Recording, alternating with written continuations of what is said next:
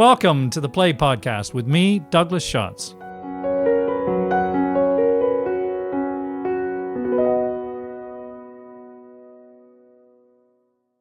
Hello, and welcome to episode 76 of the Play Podcast, where we explore the greatest new and classic plays. I'm Douglas Schatz, founder and host of the Play Podcast. The curtain rises on a street in 16th century Venice. Two gentlemen are digesting the surprising news that the daughter of a Venetian senator has eloped overnight and married a renowned general in the service of the Venetian army. The marriage will not be welcomed by the girl's father, not just because of her secrecy, but because of her choice of husband, because the general in question is the black-skinned Moor Othello. The father's prejudiced objection might have been enough to dissolve the marriage, except that the city urgently requires the general's leadership to repel an attack by their Turkish enemy on the territory of Cyprus. Othello and his new wife will be dispatched forthwith to his post in Cyprus, where the young marriage will come under threat from an unexpected quarter, the general's own ensign, Iago, who, unbeknownst to Othello, holds a bitter grudge against him, and who will exploit the general's trust to destroy him and his new bride. This is Shakespeare's devastating exploration of race, reputation, and jealousy, the tragedy of Othello, the Moor of Venice. When it was first performed during Shakespeare's lifetime, the play was a popular success, but in the centuries since, it has provoked a wide range of responses as successive generations have grappled with the racial identity of the eponymous character. As we record this episode, a new production of Othello at Shakespeare's Globe Theatre in London views the play's treatment of race through a contemporary lens, setting the play within the London Metropolitan police force, a topical environment for racial inspection. I'm delighted to have as my guest today someone especially qualified to help us navigate the tricky waters of Shakespeare's play, Professor Farah Karim-Cooper, who is not only the Director of Education at Shakespeare's Globe and Professor of Shakespeare Studies at King's College London, but she is also the author of a fascinating new book entitled The Great White Bard, Shakespeare, Race, and the Future. It is a wonderful fresh take on Shakespeare that prompts us to acknowledge the white bias that has historically informed our interpretation and judgment of his work. She advocates for an honest appraisal of Shakespeare, flaws and all, including his attitudes to gender, religion, and of course, race. Which doesn't mean we can't still love Shakespeare. After all, she points out, we can love each other, perhaps even more deeply, given and accepting knowledge of our own imperfections.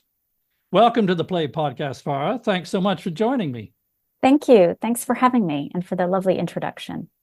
Well, I'd like to start with a personal question, which is, what was the seminal encounter with Shakespeare that lit the torch paper for you, that you would devote your working life to studying and writing about him?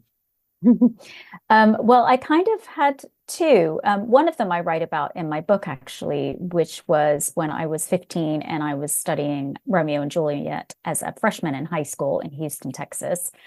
The classes weren't very inspiring, but she did put on Zeffirelli's Romeo and Juliet film that was made in the 1960s. And it just really struck me. And I think I was sort of destined to work within a performance context because it really brought it to life for me.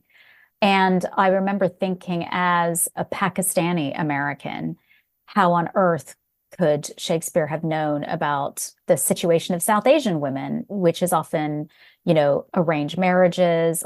So, for example, my grandmother had an arranged marriage. And then Juliet also reminded me of my mother, who wanted to marry somebody that her parents didn't approve of, and she married him anyway. Ah, very personal. Exactly. And that rebellious spirit is just as much a Pakistani thing as the constrictions on women in the early 20th century. So there was that sort of connection. And I thought, gosh, Shakespeare must be pretty special. But unfortunately, there was no other class or moment that lit my fire until I got into university and I was studying English. And I had a Shakespeare professor there who really did bring it to life for me and made me feel as though actually what she's doing, standing in front of a class and talking about Shakespeare, I quite like to do that. So it was those two moments. Okay, I've got a follow-up question. What are your most vivid memories of seeing or reading this play, Othello? Yeah, I mean, it's really interesting. When I was an undergraduate, I gave a presentation about that play, and it was about the imagery of the ear and how ears and secrets and deception, and especially sort of the idea of Iago speaking into Othello's ear and kind of poisoning his mind was sort of an overwhelming image in the play for me. And that was when I was an undergraduate. I don't know where I got that from. Oh, is that Claudius's poison in the ear Yeah, or something? exactly. I don't know. Different play, sorry. Yeah, different play, but it's obviously a theme Shakespeare is interested in, particularly when you've got these Machiavellian characters like Iago and Claudius. And then I suppose I saw a few productions while I was in college, but I think the one that hit me the hardest was the one we did at the Globe in 2007. It was the first time we'd ever done that play at the New Globe, or what was the New Globe in 2007. And it was starring Eamon Walker as Othello. And I remember I gave a lecture to the company about the play, and I mentioned that he would be the first Black man to play Othello on the Globe stage, because prior to that, it was in blackface in the first Globe and in the second Globe. And he was really inspired, but also overwhelmed by that. And I remember having lots of conversations with him and feeling really proud to have worked on that production.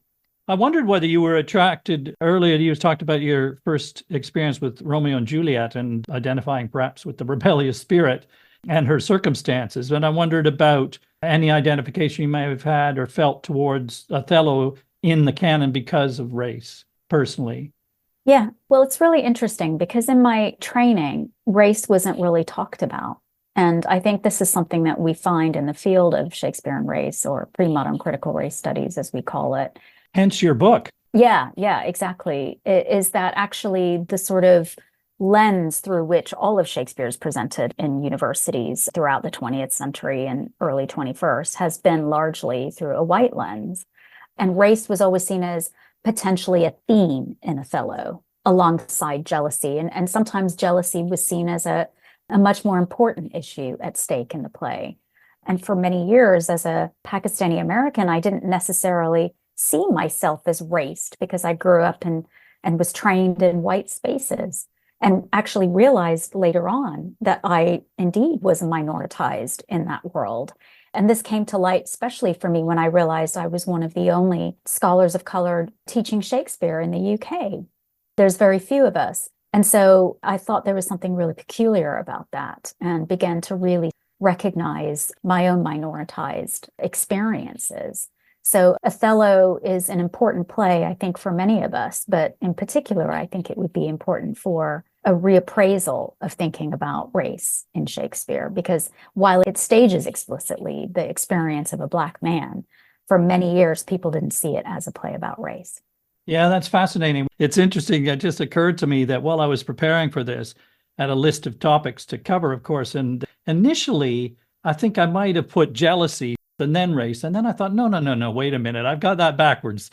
In my own personal experience of it, I haven't seen it as often, I think, as some of the other Shakespeare plays, but there have been a couple, at least in the last few years, which I enjoyed. There's just last year at the National Theatre, Clint Dyer production with the great Giles Terera, which very effectively set the play in a version of a fascist state, which I thought worked well. And previous to that was Nick Heitner's 2013 version at the same theater with Adrian Lester and Rory Kinnear, which also had, I thought, an effective setting because it emphasized that these were military men. It was a contemporary military setting. They wore modern army fatigues and they were suffering from post-traumatic stress, potentially even. Incidentally, you can watch both of those productions, by the way, on the National Theatre at Home digital subscription platform. Anyway, sorry, that's not a plug for the Globe. They're great productions, though. I particularly liked Clint Dyer's production. I thought that was exceptional. Of course, Adrian Lester, who doesn't want to watch him play any Shakespearean character? Absolutely. And I thought that was interesting because also it seemed to bring class to the fore. At least that was one of my reactions, that Iago was resentful of others being promoted because of class. But we digress. I wanted to step back a bit and just to ask historically, Farah, where does Othello fit into the chronology and evolution of Shakespeare as a playwright in his lifetime and career? Well, by the time Shakespeare's writing Othello, he has moved into the composition of the great tragedies era of his life. And he's writing for the Globe Theatre, he's writing for the court. And this is around 1604 when this play emerges. And King James is on the throne, and Shakespeare's company are referred to now as the King's Men. And so it demonstrates the sort of elevation of the profession of acting, or playing, as they called it in that time period. And Shakespeare and his company would have been sort of low-grade courtiers as the King's Men. And so this is also the era where he is thinking very deeply about lots of questions related to power and hierarchy and the sort of precarity of structures of power and what it's like for various kinds of individuals within those structures. So sort of King Lear comes after in 1606. Hamlet came before in about 1600, 1601. And so this is a period where he's kind of in his stride. And of course, 1606 is also the year of Macbeth. So I would say what's happening in the time period, lots of political changes. They've had a regime change, which fortunately went fairly smoothly. But I think what's important to remember about his shaping influences of Othello, besides the kind of source text from an Italian novella, is the fact that Shakespeare lived in a world in which minoritized individuals lived as well. And so we have this sort of impression that Shakespeare's England was an all-white population, but it wasn't. We have lots of evidence that lots of Black people lived in England at this time and had been since the early Tudor period. And many historians have argued for Black presence back in the Middle Ages and even dating farther back into ancient Britain. So there's lots of evidence for this. And it's something that we've sort of discounted. So Shakespeare's capacity to speak to minoritized experiences is, somewhat fantastical because he was a white man, but also he would have met and encountered people from lots of different parts of the world. That's fascinating. I was actually going to ask you that very question as to what was happening in Elizabethan England at the time. How multiracial might it have been? How familiar would any of these characters be, or would they be completely exotic? I say characters like Othello, obviously, Cleopatra, Shylock, I suppose. I think it's a combination of both, because I think he would have had real world contact with people from different parts of the world, and certainly Black Africans who lived in Southwark as well, where Shakespeare was writing his plays. Research has been done on one particular member of that community who was a silk weaver. His name was Reasonable Blackmore, and that he may have had contacts with the Rose Theatre. And so what might the playing industry have to do with Black presence is a big question in our field at the moment, which needs a lot of research attention. I did read that there was a Moroccan delegation to the court at some point. That is correct. Yes, that happened in around 1600 when Queen Elizabeth I was still on the throne. She was in negotiations with this delegation, looking at ways in which they might form some sort of trade alliance and potentially form a sort of alliance against their common enemy of Spain. The alliance was never formed, but certainly Elizabeth's England, they were very engaged with Africa and with North Africa in particular. You mentioned earlier that they were almost junior courtiers, the King's Men or the Lord Chamberlain's men before that, when he was playing at Elizabeth's court. He may even have seen some of these people at court. Is that right? Yes. A lot of scholars have speculated that Shakespeare may have been a witness to them, but also they were written about by other contemporaries who commented on their otherness, as it were, their sort of difference as being quite shocking, but exciting and riveting at the same time. Which Othello certainly is. And we'll talk about his otherness, I think. I mentioned in the introduction that different generations had different responses to Othello over its history. And I was fascinated to read in your book about the changing views of Othello over the ages and how they reflected prejudices about race. I wonder if you give us a summary briefly of some of those responses over the centuries. Well, I guess there's kind of two ways of thinking about this. And one might be thinking about the performance history, which, if you want a really great breakdown of this, Ayanna Thompson's introduction to the Arden Othello is a really great one, where she talks about the different traditions of performing Othello over the centuries and highlights a particular period in the 18th and early 19th century, which is referred to as the Bronze Age, where Othello's skin tone appears much lighter.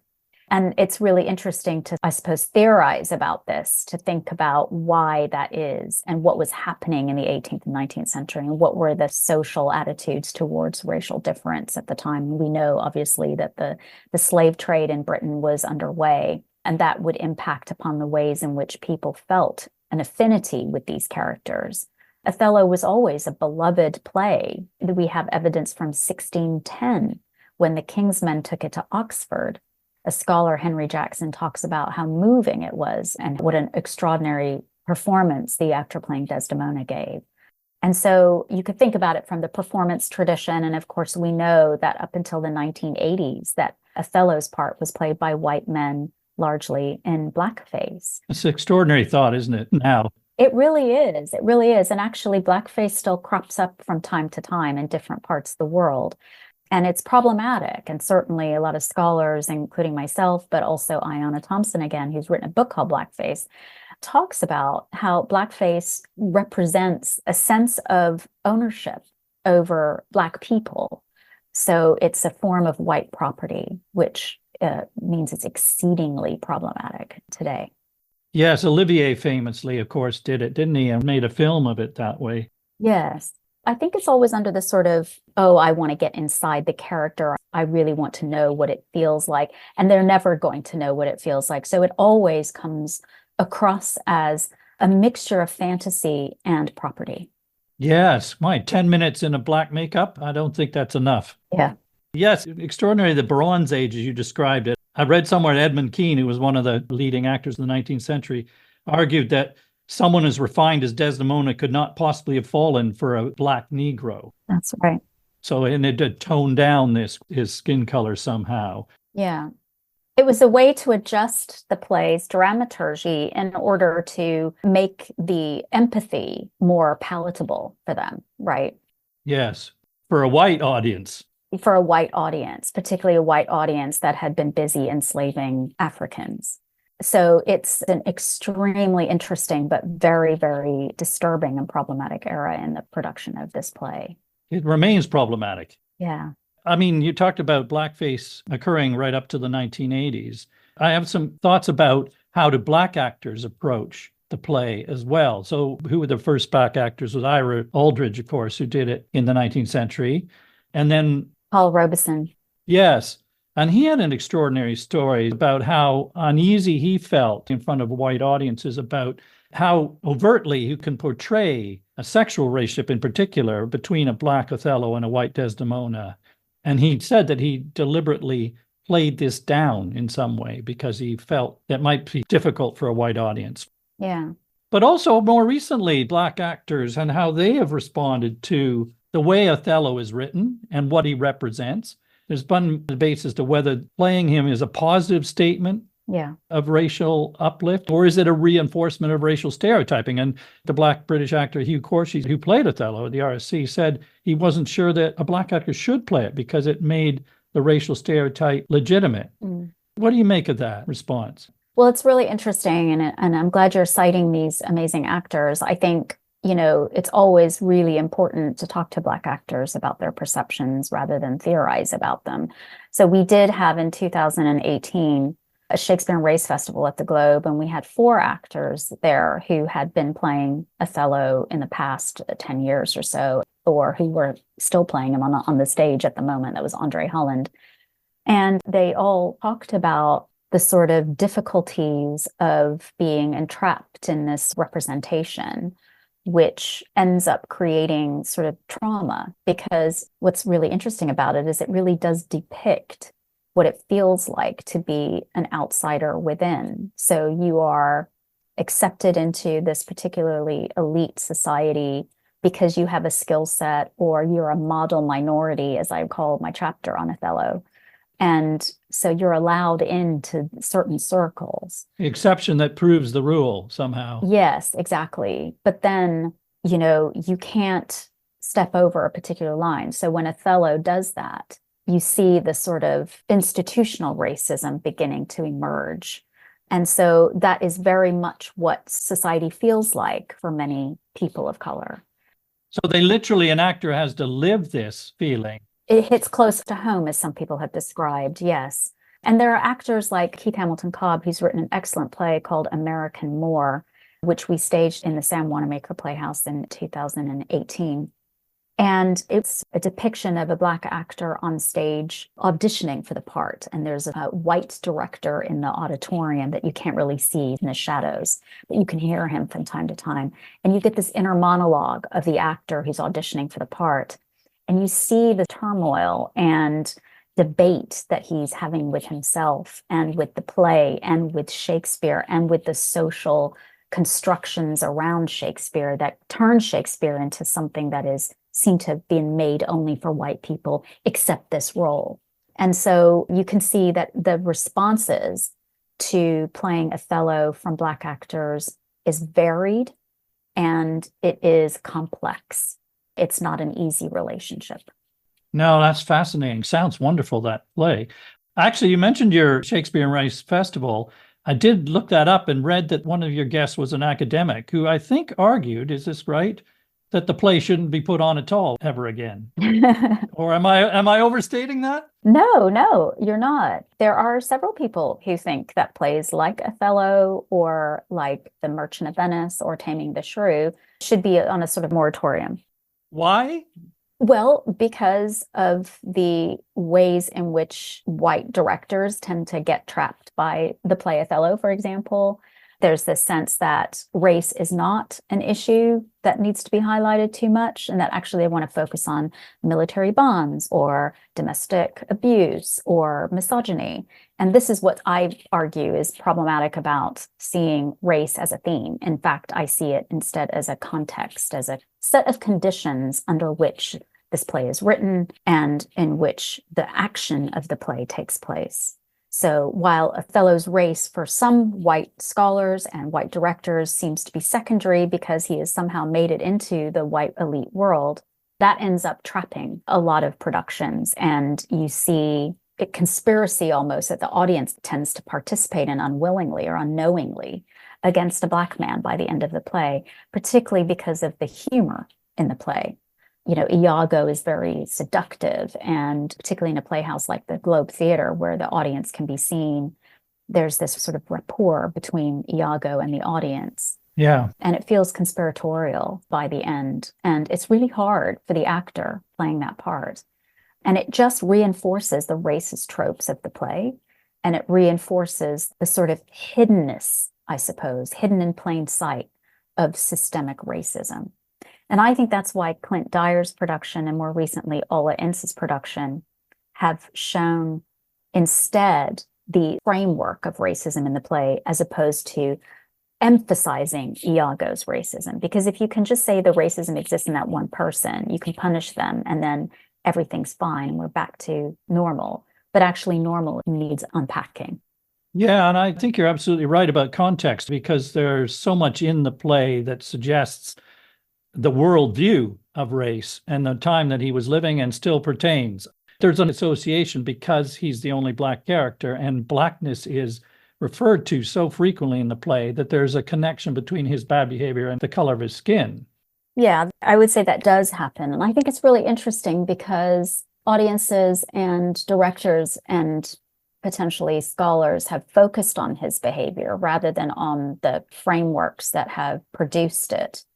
That's where the traps are. Yes. In interpretation. And so therefore it becomes very easy to align him murdering his wife with his race. Yes. Or with any perceived religious difference.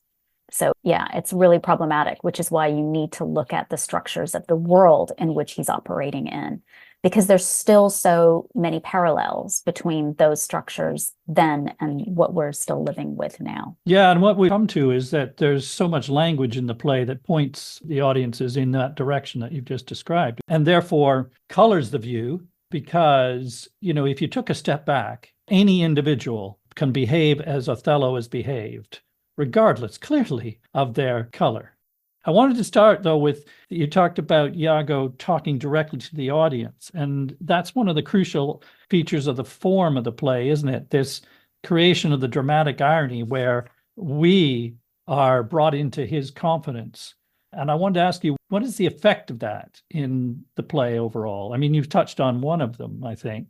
Yeah, I think it's not so much the form of the play as it is the ways in which dramatists of that time period were conceiving of the dramaturgy of their plays because of the architecture that they were writing for.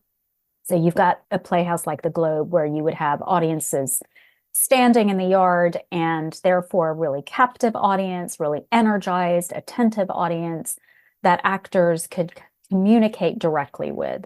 And so while we refer to them as soliloquies and we think of them as monologues, actually the audience is another character, and early modern theater is dialogic. So the whole time that Iago's speaking to the audience, he's in dialogue with them. He is engaging their imaginations, he's engaging their intellects.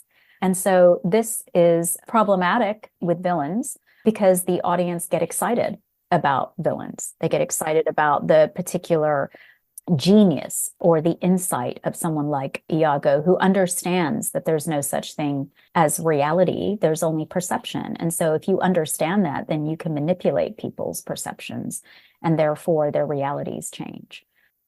I actually wrote down how exhilaratingly awful his duplicity is, this villain, and that, yes, the exhilaration is part of it. Yeah. I think the job of a good director would be to downplay that. Interesting. Because, yeah, I think it's really important that Iago does not over-exhilarate an audience if you have a Black actor on the stage, because fundamentally it sort of excavates the unconscious biases and racism within majority white audiences. It's also that he just not quite monopolizes, but he certainly dominates the dialogue. And it sets up, therefore, a certain distance from Othello as well, I think, from our perspective, that we will view him partly through Iago's lens and we'll be judging him. Yes, this happens a lot in Shakespeare, actually. So if we think about the tropes that are used in this play, these are tropes that are projected onto Othello. There's no physical evidence of these tropes, and it's sort of towards the end of the play when he murders his wife. We have to think about all of the frameworks and the language and the insecurities that have been played upon that created that moment. It isn't just a case of bad behavior, so to speak. I think Shakespeare does that often, and he does it in The Merchant of Venice as well. We hear a lot about Shylock, a lot of really negative things about Shylock, and it turns out it's mostly hearsay. And what hearsay? It's medieval hearsay. These are medieval stereotypes that are still with us. And Shakespeare seems to be refracting these stereotypes through the play. But also interesting in form terms, I suppose, structural terms of this device, I thought, was that you talked about we become complicit. And that dramatic irony means, of course, by definition, we know what is happening and what is about to unfold. We know more than the characters on the stage do, which makes it even harder to watch, I think, the sort of tragic inevitability about where it's heading. I think it does. I think it makes us ask questions. I think it should make us ask questions about our own biases, that we're very excited about this actor who we've come to see, or we are a sort of liberal-minded audience and we're not overtly racist, but what is happening that's making us think that this is inevitable, right? That what Othello does at the end of the play becomes inevitable. We need to question that. And I think that's what Shakespeare always asks us to do, is go, don't worry about what I think about Black people, or don't worry what I think about Jews. What do you think? And I think that's what the plays are doing.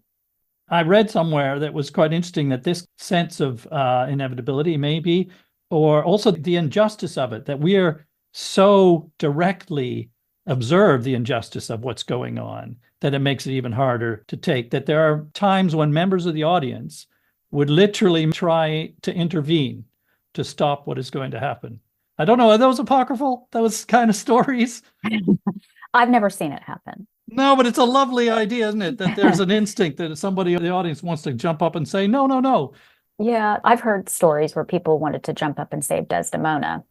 Let's talk about Othello as a character and what drives him. What is it that is about being an outsider, which is partly to do with race, though it isn't just race, is it, I guess, because he's a sort of economic migrant, isn't he, in a way, or he's a mercenary of sorts, isn't he, that he owes his position in Venetian society to, as you said, having a skill as a military man, and that Venice was a multicultural place. But he's still outside in that respect as well as by race. How does that inform the way he behaves. On the surface, it's a very personal matter, his response to his wife being potentially unfaithful. But there are other elements driving his psychological response. That's an interesting question. I think he is an outsider. I mean, in Venice, let's look at 16th century Venice for a second. It was known internationally as being a very multinational, multicultural environment because Venice was a leading economic power in that time period.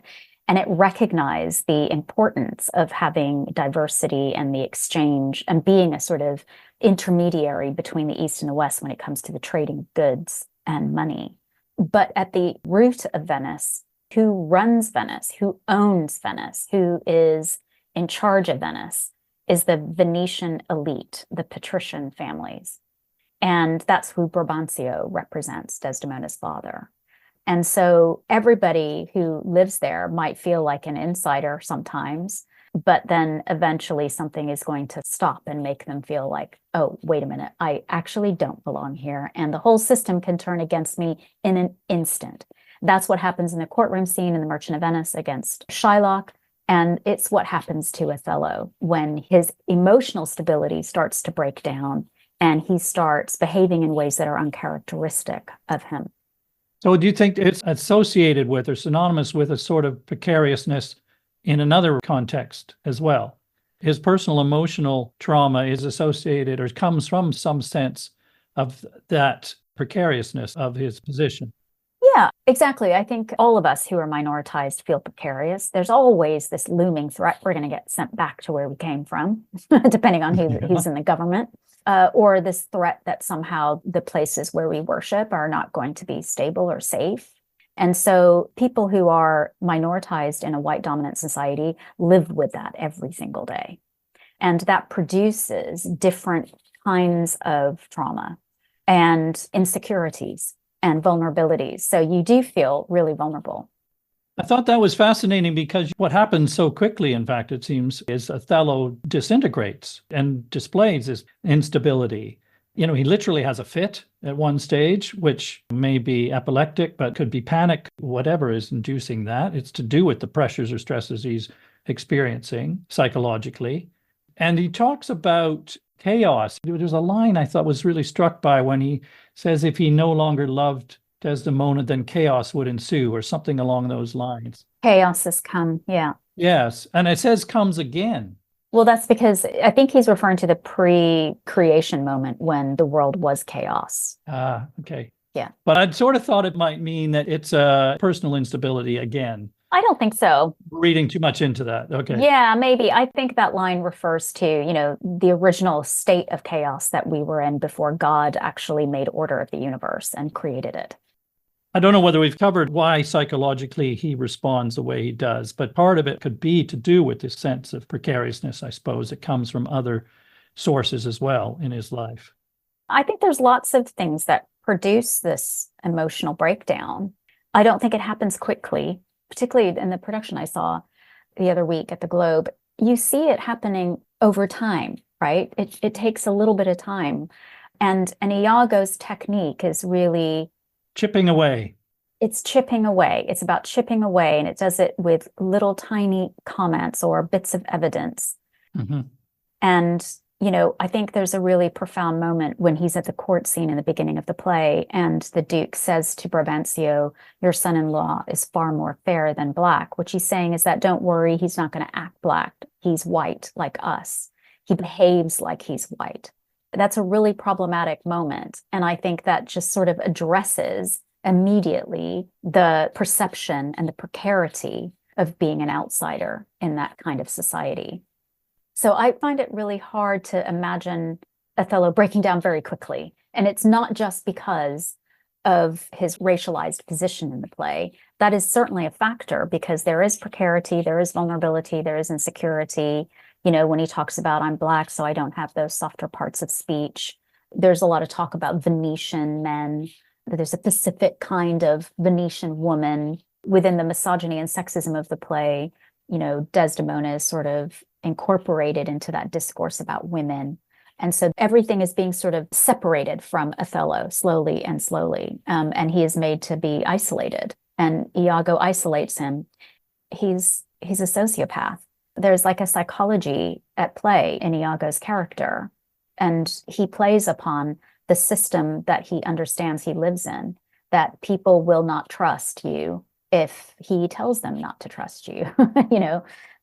And then I think the other thing that happens is we forget that Othello and Desdemona are deeply in love.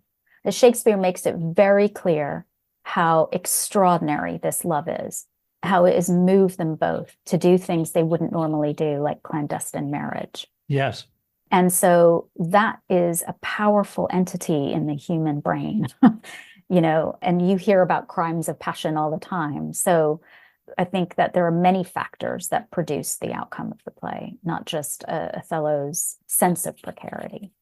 No, it's just one aspect, of course. Crimes of passion is very well put, because I think one of the most powerful parts of the play, as you say, is the fact that he is so in love and remains in love as he is behaving as he is. There are lines in the play where he reveals that as he's acting the way he's acting, even right up to when he's going to kill her. And that makes it all the more heartbreaking. But I think, can I just point something out about that? What's really interesting about that is that the other thing that is happening in this play is an assertion of white identity as superior. That happens a lot through Desdemona's own body, the way in which she's described. She is the daughter of the elite patrician Brabantio. She is fair, and fair means that you are not just white, but white with a luster. You have this sort of virtuous Neoplatonic glow to your skin that comes only with class and race. And so Shakespeare demonstrates a different kind of racial narrative in the play as well, one of whiteness. And so when he's looking at her and standing over her body, this is emphasized. This is an incredibly racist moment in the play. As beautiful as some people think it is, it's incredibly racist at the same time, because it's highlighting the sort of fantasy of the desire for the white female body or whiteness, which is tied up with stereotypes of Black masculinity. That's absolutely right. And I was going to raise that as we come to the end as well, because the visual imagery there is often the way it's staged. Yes. And what she's wearing, because the text, as you just says, gives you that lead, because he refers to her white skin as white as snow. Yeah. And of course, you have him referred to as sooty and black and all of that. I was going to just say, though, in more prosaic terms, a couple of questions about how the plot turns. One is, we're talking a bit about the reasons that Othello acts the way he does and distrusts Desdemona. So part of us is going, how is it that he is so readily? I know you're saying it's not quickly, and in some ways it is a drip, drip, but within the telescoped time frame of our watching this play, it feels relatively rapidly that he's distrusted his wife and trusted Iago so implicitly. That's one of the questions, we would ask. Yeah.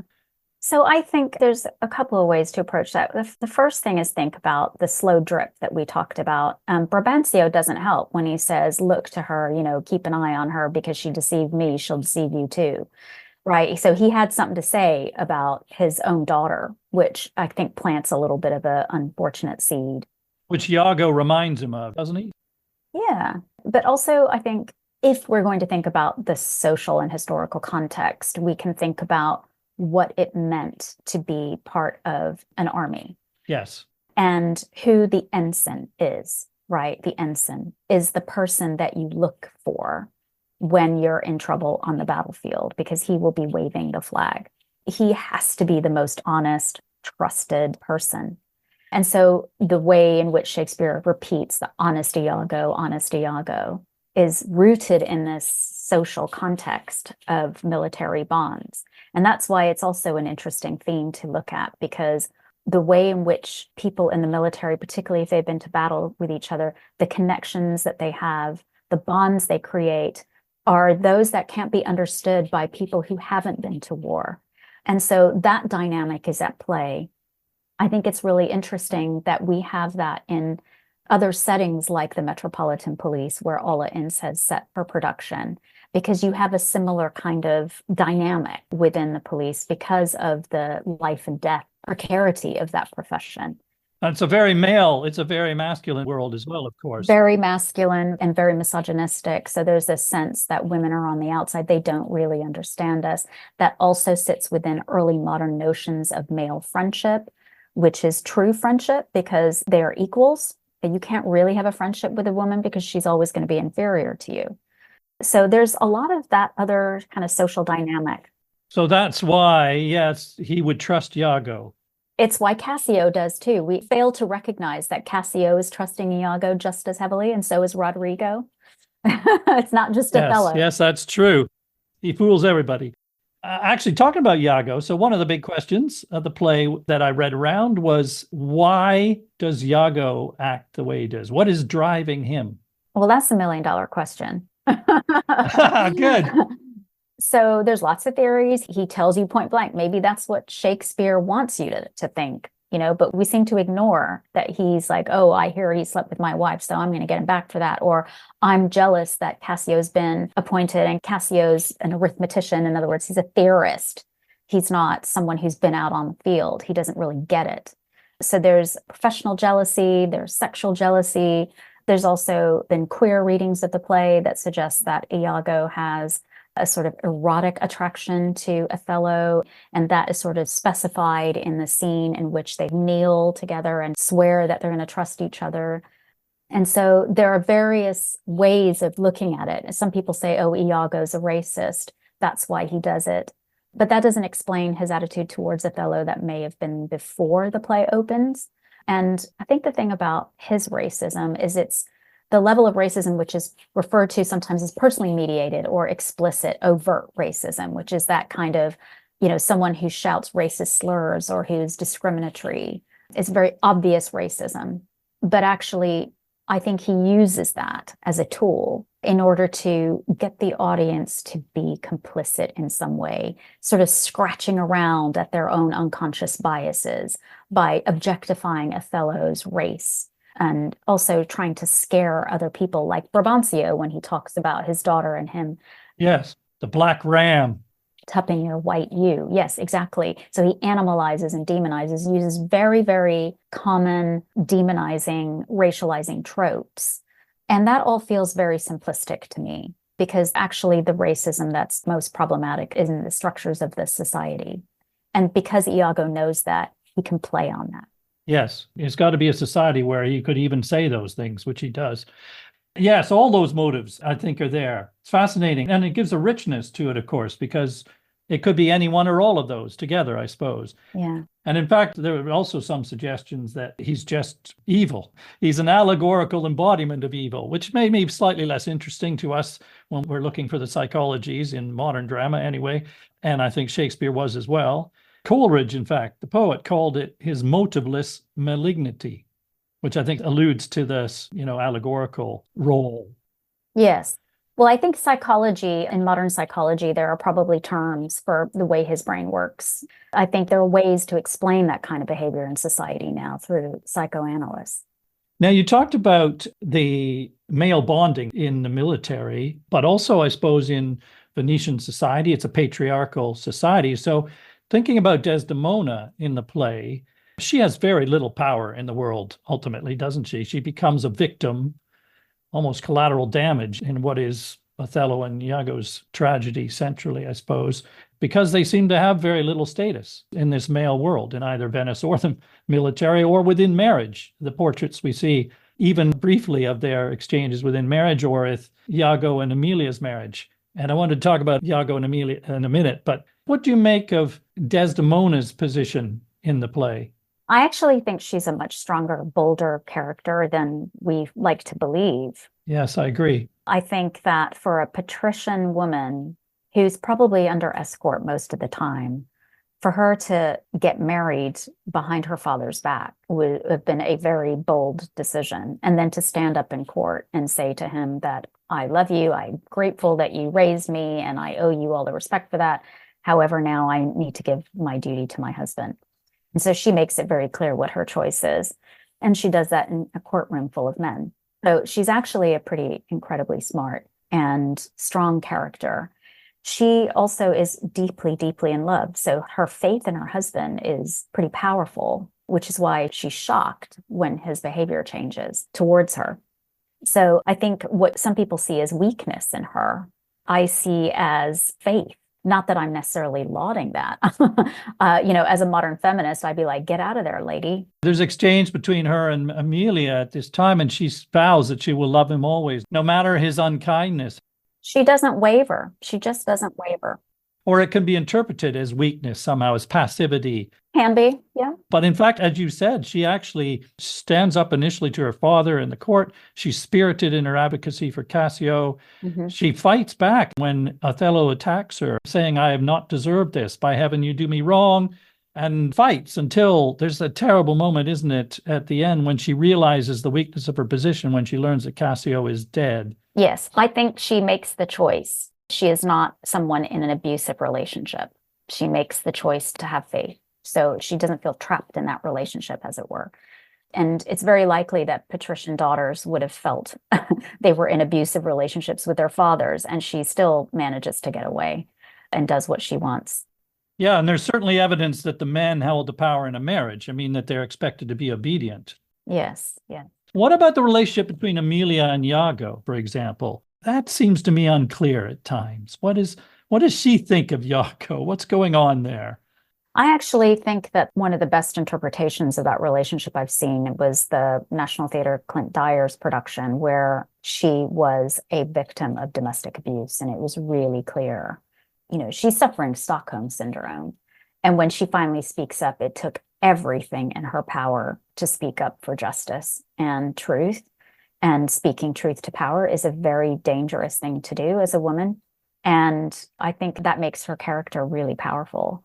Some people see their marriage as being a sort of sham, that it's just a marriage of convenience, that he's actually not interested in women at all, but that he has to have a wife in order to, have a status in society.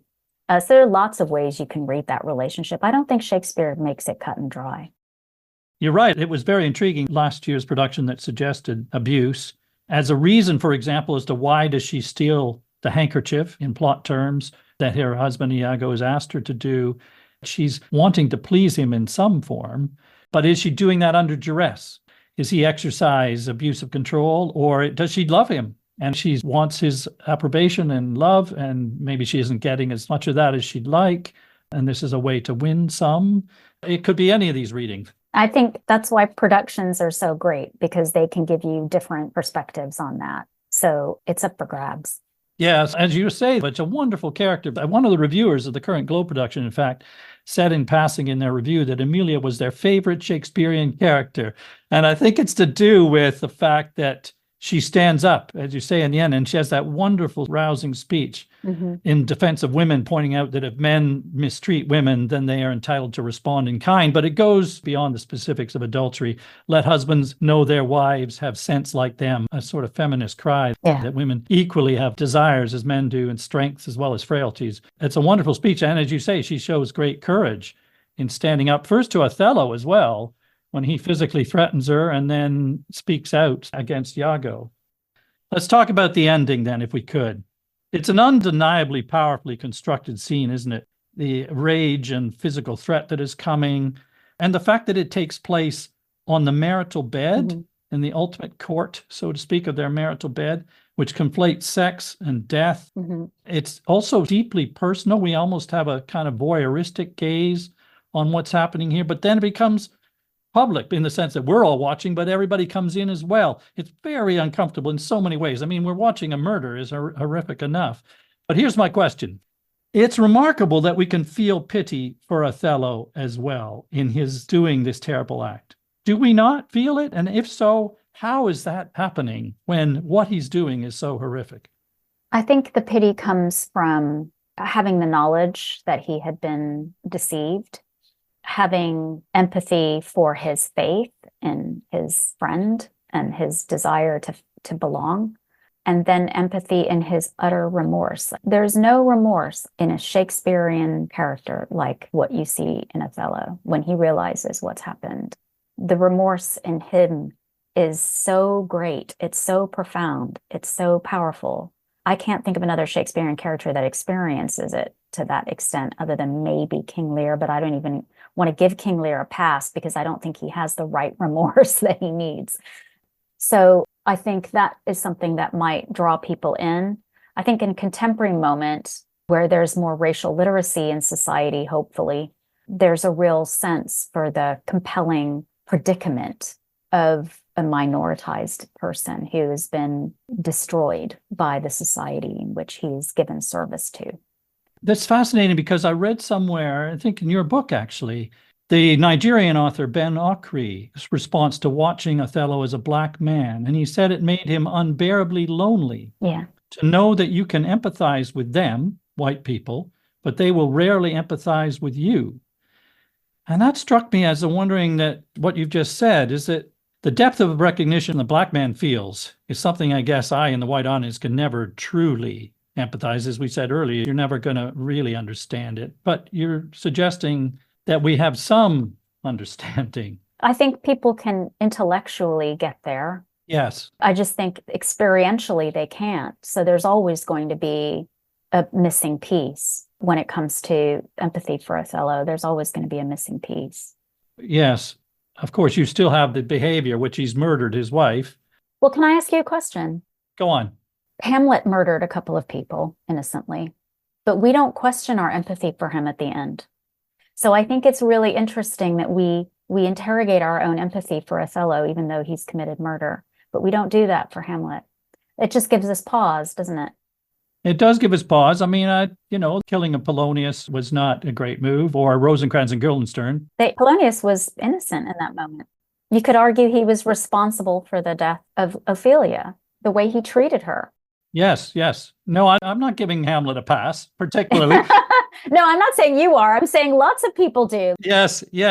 I would actually take it back slightly in saying that I feel mostly the power of the heartbreak, the despair that Othello finds. I mean, in the production I just saw at the Globe, it's unfathomable the moment when he realizes that he's wrongly accused her. When Iago assaults Emilia, there's that penny drops. And penny drops is not a sufficient phrase to describe the horror of that moment. It's painful, very painful. It is very painful.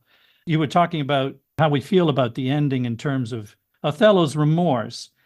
Another critic had argued that this is Shakespeare's bleakest ending because, Iago has no remorse, unrepentant it would appear. But is there something in Othello's remorse that gives us something positive? I don't know.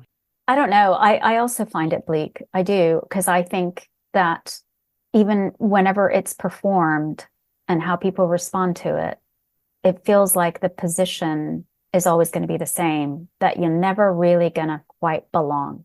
You're always going to be on the outside, even if you're right tucked down on the inside. And that's what it feels like. That's what's bleak about it. Wow. Well, that requires extraordinary empathy, of course. I found it in personal terms, extraordinary, powerful ending. Really was. Yeah. Thank you very much, Farah. It's been a privilege to have you with us today to help us understand this powerful, ever-challenging, and relevant play. Before I let you go, one of the traditions of the podcast, I like to ask my guests to recommend another play that we might cover in the podcast, or one that's a personal favorite. Now, of course, you might suggest a Shakespeare play, which you're welcome to do, but you're not required to either. So is there a personal favorite you might just recommend to listeners? Do you know what? I would recommend, this is a tough one, because I really love Lolita Chakrabarty's Red Velvet. That's relevant here, isn't it? Yes. Yeah. I think it's a beautiful play.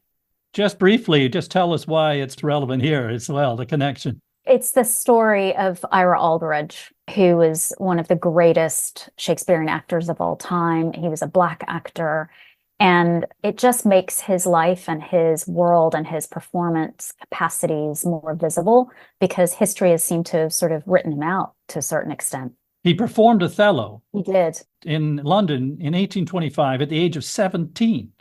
But he also, in Red Velvet, as I remember, he plays Lear in Whiteface. He does, yeah. Which is complete irony, of course, of what we're talking about today. Yeah. Thank you for that. That's a great suggestion. Okay, just one last note. As Shakespeare's Globe production of Othello continues in the Sam Wanamaker Playhouse until the 13th of April, 2024. As the curtain falls on the carnage that Iago's malignity has wrought, what lessons can we take from the terrible acts we've witnessed? that personally we must guard against the selfish, destructive siren that is jealousy, that true love is trust, that we must all work on eradicating color-coded judgment. Othello does not behave badly because he is black, or if he does, partly it's because of how his being black in a white world has corrupted or influenced him. Iago does behave badly in part because Othello is black. He's not alone. Most importantly, the fact that the play displays racist behavior and assumptions does not mean that we shouldn't perform or watch it. In fact, it is essential that we engage with the complicated and challenging questions it prompts. Thanks very much for listening. See you next time.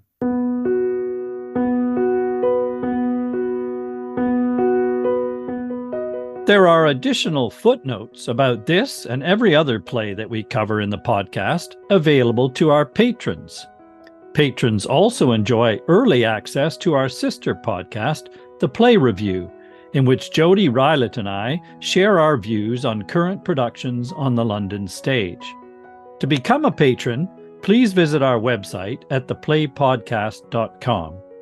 And don't forget to follow us wherever you listen to podcasts so as not to miss an episode. Thank you again for listening. See you next time.